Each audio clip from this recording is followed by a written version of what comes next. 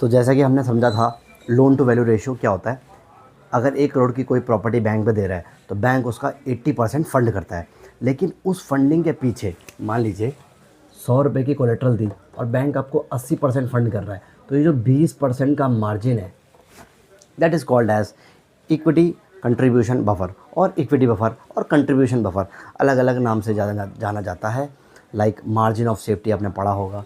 तो देखो 3 प्रकार के रिस्क होते हैं, उसी से ये सब गवर्न होता है। एक होता है मार्केट रिस्क। कल को मार्केट कोलैप्स हो गया तो रियल इस्टेट सेक्टर है वो भी मार्केट का हिस्सा है, अगर वो भी कोलैप्स हो गया तो कोलेट्रल की जो वैल्यू है 1 करोड़ वो डाउन द लाइन आ जाएगी, 80 लाख रह जाएगी, 70 लाख रह जाएगी। तो ये that is called as market risk.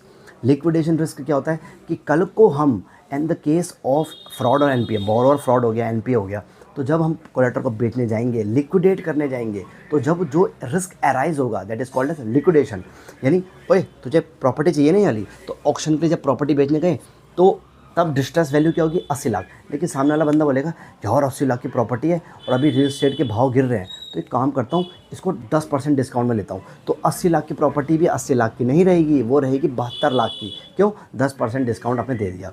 और लास्ट जो रिस्क आता है that is called time value of risk. In the case of NPA fraud, जब आप कोर्ट में जाते हो, डीआरटी में जाते हो, डेट रिकवरी ट्रिब्यूनल में जाते हो, तब जो आपका टाइम वहाँ लगता है, आपकी 3 से 4 महीने, 6 महीने, कभी 1-1 साल लग जाते हैं लिक्विडेशन का पैसा आने में, कोलेट्रल बेचने में। तो आप जो है अपना बहुत बड़ा एक रिस्क वहाँ फंसाते हो, that is called a time value risk. तो इन तीनों रिस्कों को मद्देनज़र रखते हुए बैंक आपको फंड करता है।